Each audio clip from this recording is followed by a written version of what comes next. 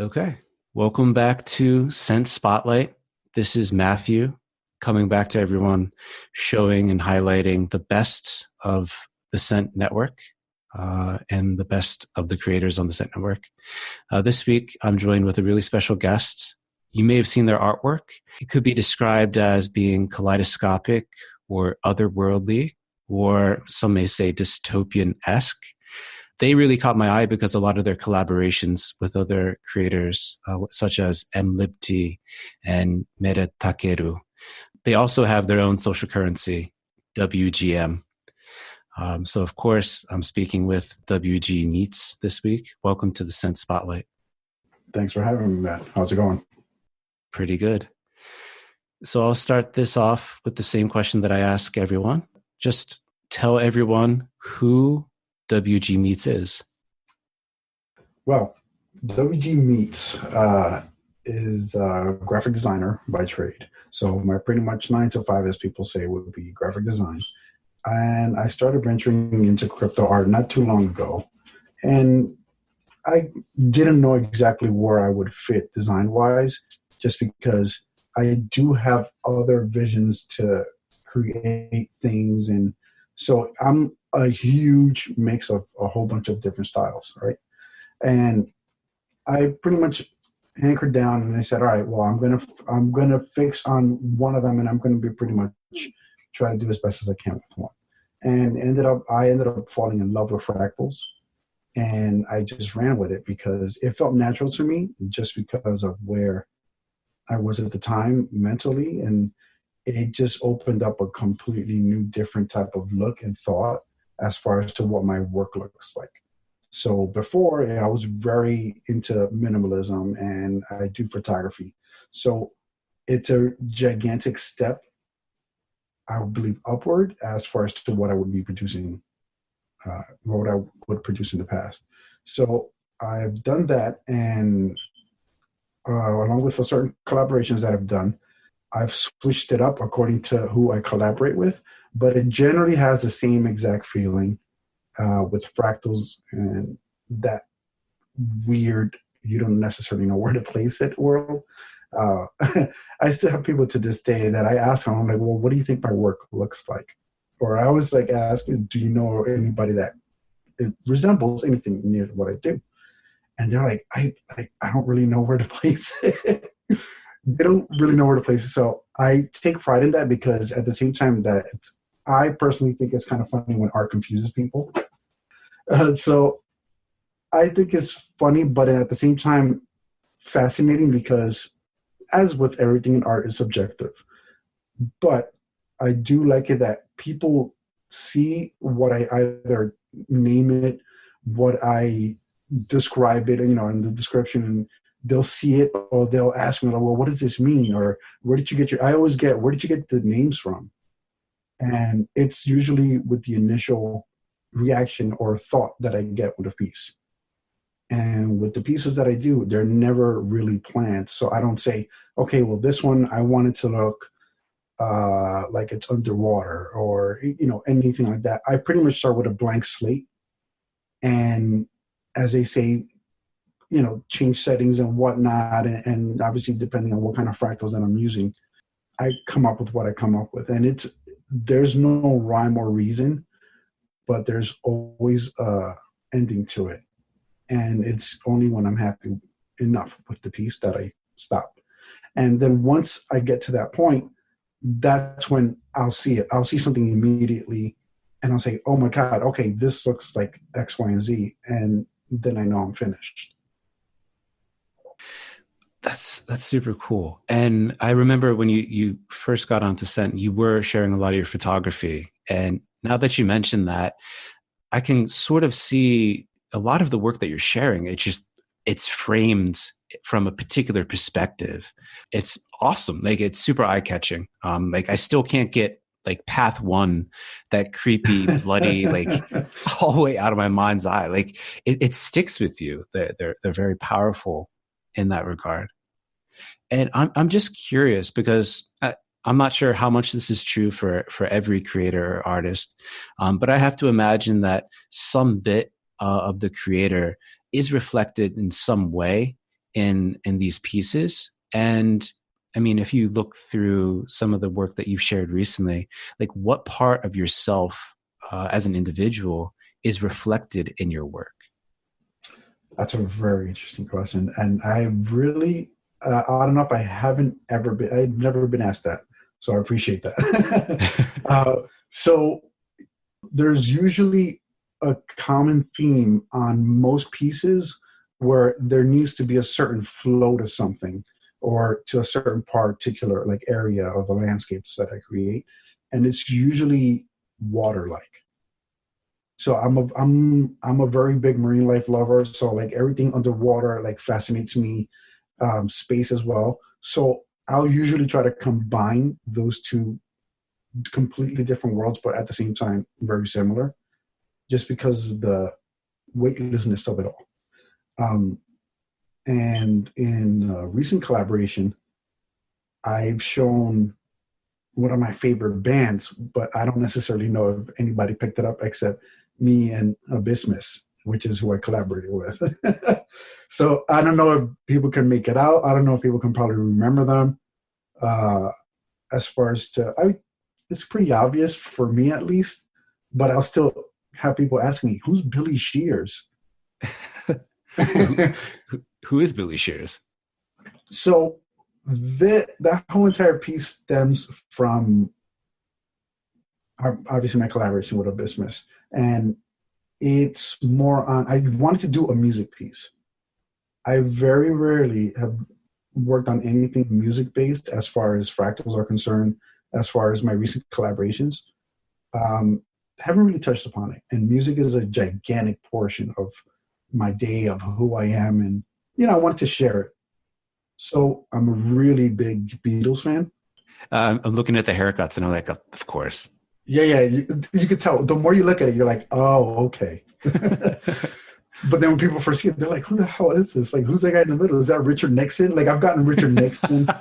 Yeah. And so it's pretty funny because obviously it's not. And that photo was pretty much from the first appearance of the Beatles in the U.S. Obviously gigantic, on a daytime variety show and whatnot. So I did want to share that. And Billy Shears is what they said in the Sgt. Pepper's album. They started the song with it on I Get By With a Little Help from My Friends, Beatles song. And in the beginning, they just yelled Billy Shears. So people were like, who the hell is Billy Shears? And I'm always fascinated with the mystery of like, but you might not know. And which also ties into a lot of my work. Because again, sometimes people are like, what is that? Like, what were you thinking when you made it? I've gotten that. This doesn't look like it's from Earth. Or like they'll try to pinpoint exactly my inspiration. And they could never really like pinpoint it. And I find that fascinating. So there's a mystery to it, and I do like that. I do like there's a mystery to it. I do like that people look at it and, like I said, art is subjective. So they do get whatever message they get from their own thought. From the titles sometimes they really catch them off. I've had tons of people, they're like, well, do you come up with the pieces because of what it looks like? Like sometimes it is, sometimes it isn't. It's something that it varies depending on what exactly I'm feeling at that specific moment. And it's, again, never something that's pre-planned. So it throws people off, and I kind of like that. It is super cool. And I mean, you kind of touched on it, but your collaborations, that's really stood out to me as setting you apart from a lot of other creators, but also sort of setting a tone for like a trend that I'm seeing more and more of. Like you mentioned your collaboration with Abysmus. MLibG is one of my like top creators in the space. I love his Shadow series. They're just awesome. So eye-catching. But you also have had the tie-in with Meetup. So I'm just wondering, like if you could walk us through any of your collaborations, like how does that work when you get together with another creator? How does a piece get created? How does an idea form when you're working with someone else? And then Is crypto fundamentally changing the way artistic collaborations happens? Is this something that is just always happen and I'm just like seeing now because I'm more interested in the space, or is something really changing?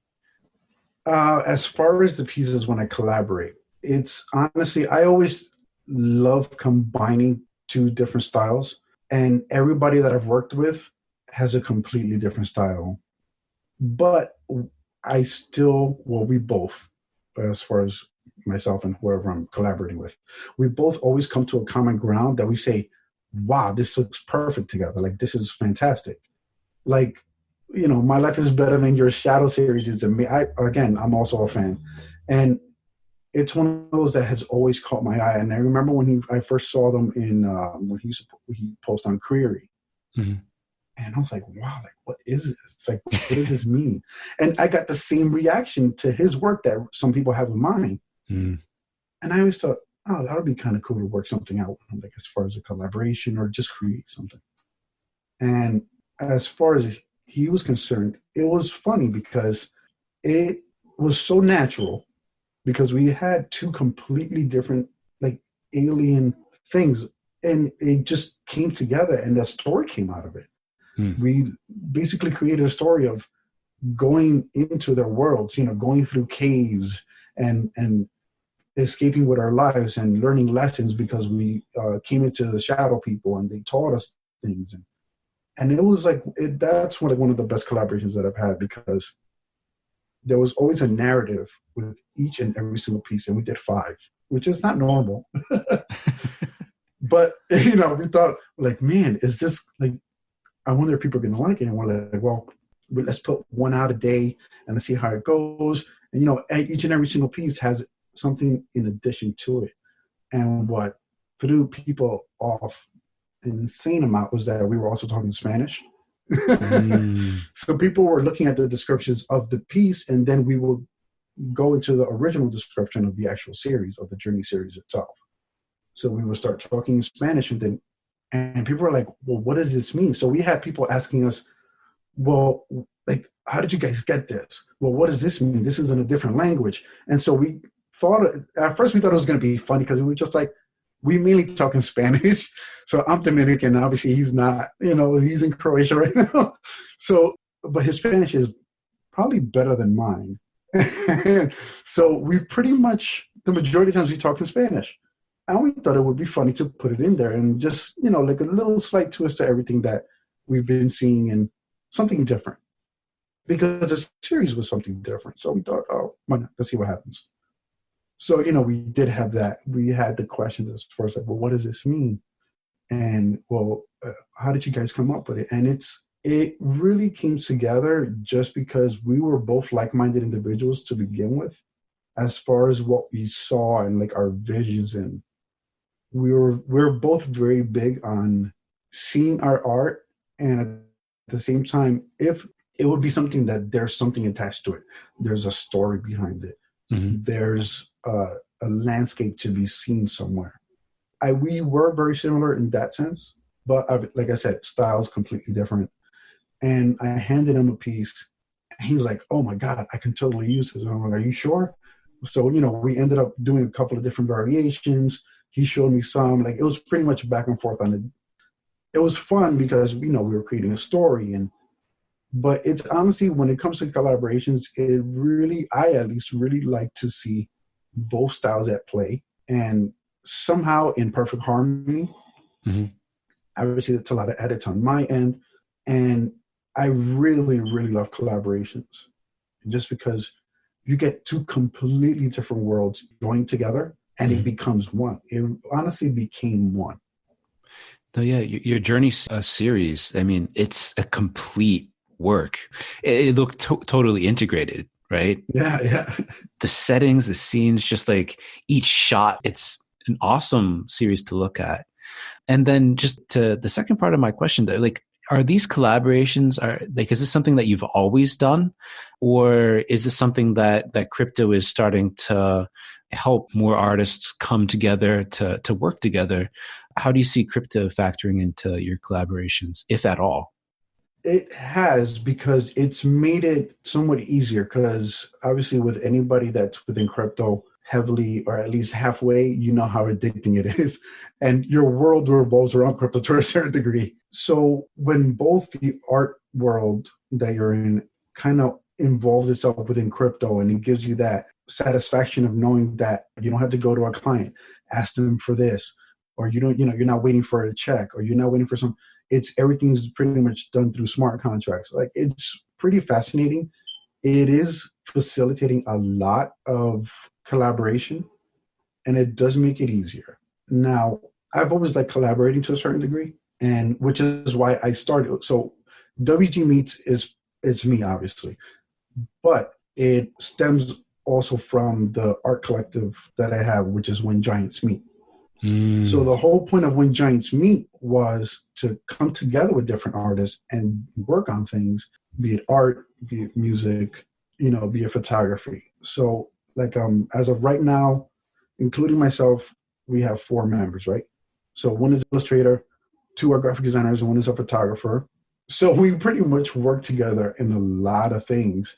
And the first way, obviously, because when you start something like that, it's not really easy to get noticed, especially when everybody has a blog and whatnot. So I did start it off as a blog. I started off as a personal blog, pretty much just jotting down my crazy thoughts and wonders. It evolved into me covering a lot of the indie music and art scene. So I would pretty much go to music events. I would shoot the acts. I would interview them, all by myself. Mm-hmm. And eventually my best friend got involved. My best friend is the One Cam, which is of creepy Woody photography fame. He does a lot of crazy toy photography. And we've always collaborated in a lot of things, be it design, be it I help him or he helps me in whatever project that we're working on. And it started to materialize slowly but surely. And it got to a point that I'm like, you know what? I think we're ready for this. Like, I think we're ready to just show our work.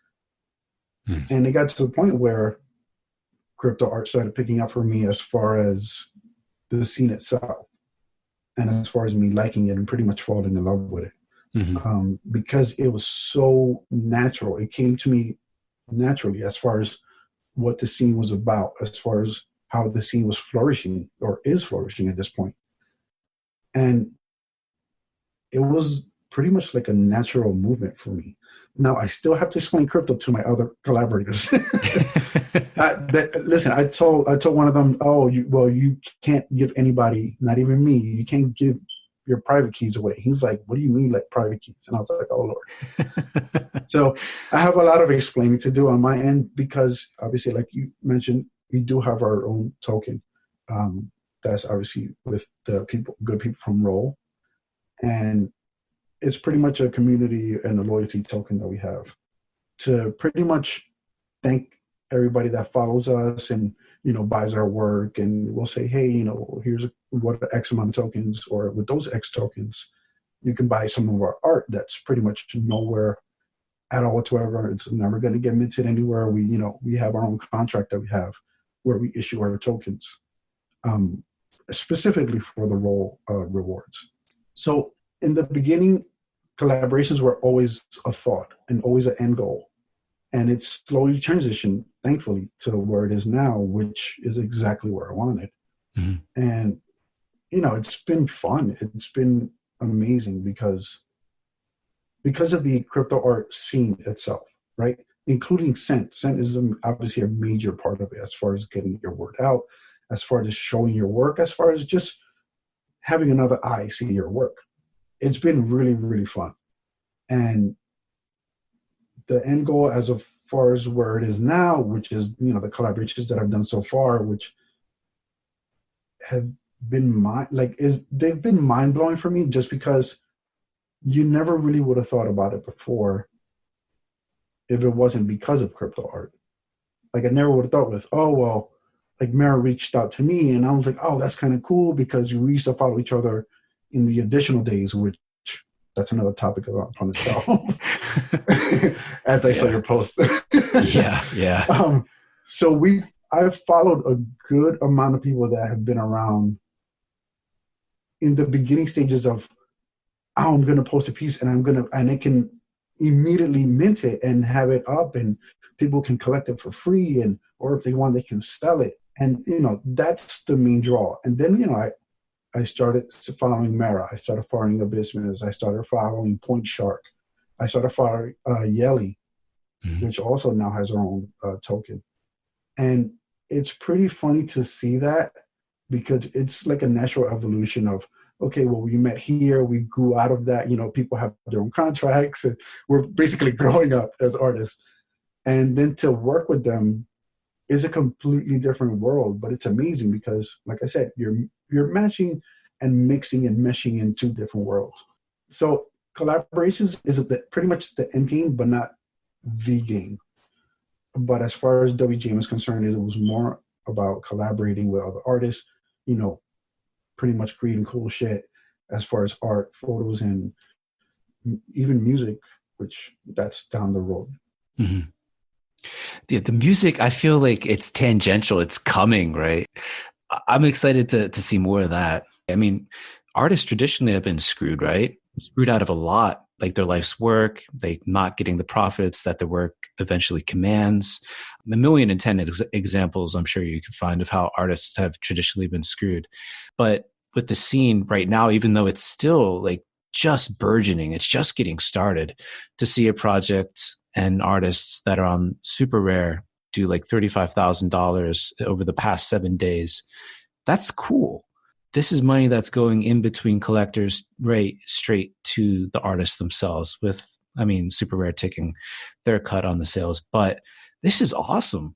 This is a really, really amazing sign for creators that want to have that direct connection, that want to really start making a potentially like living wage off of their passion and things like that.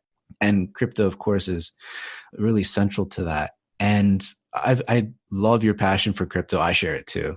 And I think we're going to have to keep slinging crypto to a lot of people to bring them into the space for a long time heading forward, which is not a bad thing. I'm curious, like, how did you actually come to find crypto? And I know like the crypto art, like that paradigm that kind of sealed the deal for you, but like, how did you actually come across that rabbit hole? Oh, that's also has been an interesting journey for me, and people are like, "What?" But here it goes. So the first crypto that I noticed, or that I happened to stumble upon, was Litecoin, and I was like, "This is great," and I'm like, "But this."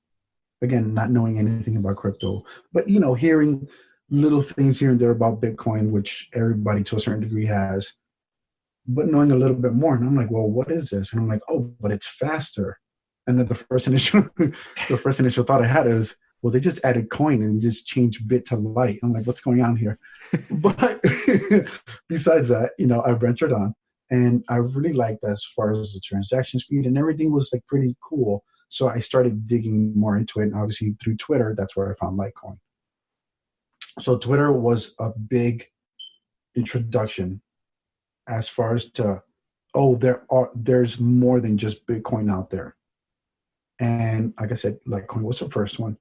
I dabbled into that. I really liked it. I liked how fast it was. I liked how cheap it was. And it was really, really cool. And I'm like, well, this is perfect. And again, I thought about artists because that's usually my first initial reaction. I'm like, this is perfect. People, you don't have to wait on payments, and you can get it fast. But then obviously there's the adoption. There's a little movement going on for that, but it's still going. And then I found that, don't scoff at me, Matthew, I found TRON. Scoff. Don't put your top hat and monocle on me. No judgment, no judgment. Oh, I think I said no, Justin.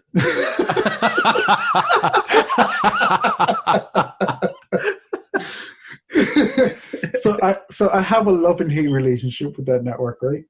And At first, I was pretty much in the beginning stages of all those little projects starting to stem out, like Sesame Seed. And, they're pretty much the first ones that I noticed because they had good design. So I'm like, okay, well, let's see what these guys are about.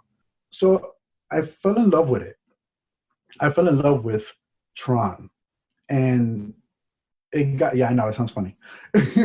And it got to the point where I was helping people create graphics for it, because anything that I'm involved in and I love, I tend to try to lend a helping hand somehow, as little or as big as it may. And it was like I was doing Telegram stickers for groups, and I'm like, oh well, we could do this. The first tipping bot that was done on Tron was used for something that I did, as far as I got paid for a logo, and that was the first big transaction that happened on the network for the tipping bot, which was nice, which it was kind of cool.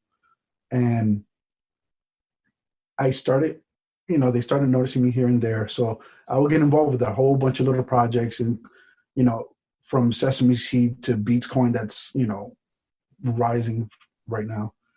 And I got involved with the scene just because, again, whatever I love, I try to get involved with somehow. Community effort, And then I started to notice a lack of art projects, and that's when I started looking again at Ethereum, and I saw all these projects popping up, and I'm like, this is amazing. Like, it's like a never-ending supply of projects coming out.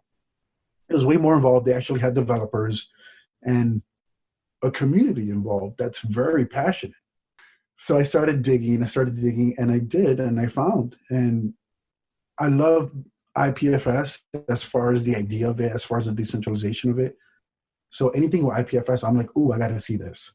So, I ended up finding Textile, which is a decentralized version of Instagram, where, you could pretty much invite people to your, I guess, channel or stream, if that's what you want to say. And they use IPFS. And so I started seeing that. I started seeing Query. And then not too long after that, I saw Super Rare. And then I saw Non-Origin. And I'm like, this is crazy. And then I saw Makerspace. And I'm like, this is really cool. Like, this is something that, again, like we've talked about before, somebody buys the piece, they own it, it's in their wallet, the artist gets paid automatically, nobody has to touch it, which is fantastic. It's one of the biggest drawing points for me, by the way. And I'm like, wow, this is crazy. That's when I started designing stuff. And I would design stuff and not share it. And I just kept loading stuff out, and just in my hard drive was just a whole bunch of pieces, finished pieces with nowhere to go at that point. And so I started uploading stuff to Query, and I got a good reaction to it. So I'm like, oh, this is awesome, man. I'm like, this is like Tumblr, but you get paid for your art and for curating. And I'm like, this is great. And again, I'm like, after that, I found Additional, which made it super too easy to mint. But it made it super easy. And it was pretty much the gateway drug that I had of like pretty much going all in. And I'm like, I want to do this. This is what I want to do. Soon after that, after I found that I personally, because I usually as artists, sometimes we care more about what other people think of our work than what we think of it. I'm the other way around. If I'm happy enough with my work, then I'll share it. And it got to the point where I said, all right, I think I'm ready. And so I applied for Maker's Place. I got in. I applied for Non-Origin. I got in. And I kind of kept Super Rare like, I'll get to you, because I know the level of where Super Rare is right now, as far as the caliber of artists that show things there, as far as who is included and whatnot. So I did. I applied to it. I got in. I recently got in. Shout out to John and Zach, which have been a fantastic help. John Crane, which is amazing. And they've been a really big help. Oh, that's awesome to hear. There sounds like a lot of parallels with mine, even though I'm not a creative. But some of the things that piqued your interest to begin with piqued my interest. And just at the end of the day, like, just community is just so fascinating. It's so rich. It's so deep. It's so collaborative. And I totally agree with you. Like, this is the future. And we're really just paving the way as we speak, which is awesome. But if there's any other creator on Scent that you would like to see spotlighted, say their name, and I shall make that happen. Man, there's so many of them. But the good thing is that you guys have spotlighted a good amount of them, like Sparrow, like Max Osiris. Like, it's there are so many people that are coming into the scene right now that it's kind of insane. And it's great to see because you guys, at the same time that you're putting up a platform where you could pretty much write your thoughts and, or put your images or show or share your art. And it's something, it feels very organic as far as the growth, as far as how you don't feel like, oh, I got to do this. And like I said, you don't have to jump through the hoops to put a post up, which is fantastic. And to see so many artists now that sometimes I can't really keep up. And it's hard for me to keep up to begin with certain people, which in Twitter, it's like mind blowing the amount of people that create now, which is great. But as far as, I mean, let me see. I know AstroZach that he just pretty much started on Scent recently, and his stuff is amazing. The first piece that he put up on Non Origin, I was like, oh my god, I got to get it. And I found out about him through Abysmus, and he was just like, you got to check this guy out. So when I saw him, I'm like, oh my god, like what is this? And his stuff is really cool. It's really outer world. Like it's super space, and it's something that I always like. I love stuff like that. So he's definitely one to look out for. AstroZach is amazing. Abysmus I think he's fantastic. He doesn't give himself enough credit. Let me just say that. But I really think his static screens and just the colors that he uses and how he uses them is like, you could stare at his work forever pretty much. And it's really, really cool. But the usual My Life is Better, like that guy's everywhere, but he's fantastic. Neil, I've seen Neil stuff and he's getting a little impressive. I'm gonna have to collect some of his stuff now. NY, Neil Yadav? Yeah. Yeah, man. I just saw recently one that he just actually uploaded, I think it was yesterday. The deprecated cave art, that one? No. Okay. It was Emotional Ambiguity. Then I was like, oh, like, wow, this is cool. And like at the same time that it's so great to find new artists, you're seeing all these artists actually, you're visually seeing them evolve. Dude, that's been one of the greatest pleasures to just watch these creators emerge, develop, and just keep pushing the ball forward. NY is a guy like that. Mighty Moose is like the biggest example of that. Mighty Moose is blowing up. He's a cool guy. He's an awesome guy. I have so much time for him. It's just so cool. Like he was just a lurker on the site. He was then leaving some replies, engaging, and now he's a full-blown effing creator. He has his own social currency. He's like, it's beautiful. It's just beautiful to see. Crazy. Oh, another guy that I want to point out was Gary Calteridge, which is he's Lazarus 2571. His pieces are fantastic.